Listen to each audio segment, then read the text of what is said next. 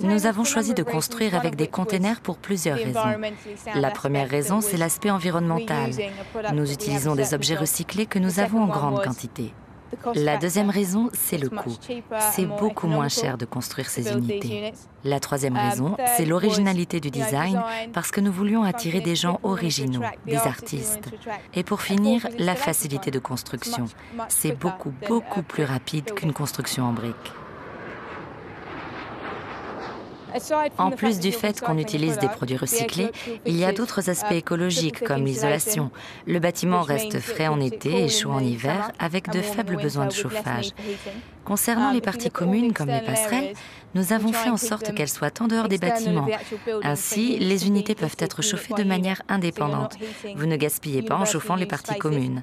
Enfin, nous utilisons la ventilation naturelle avec de grandes portes et fenêtres vitrées qui permettent à l'air de circuler.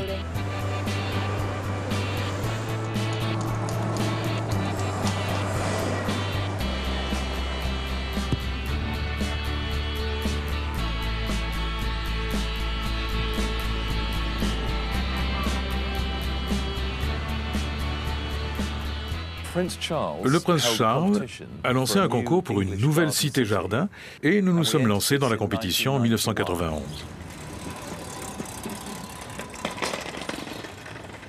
La spécificité de ce lieu, c'est d'avoir à la fois des bâtiments et à la fois des endroits de travail.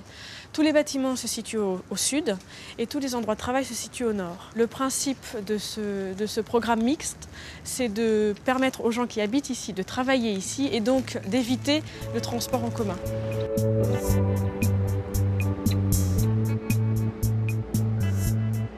On a des panneaux photovoltaïques sur les toits qui vont produire à peu près 11% de l'énergie électrique de BZ. Ce sont des cellules photovoltaïques en fait qui sont incrustées à l'intérieur des fenêtres.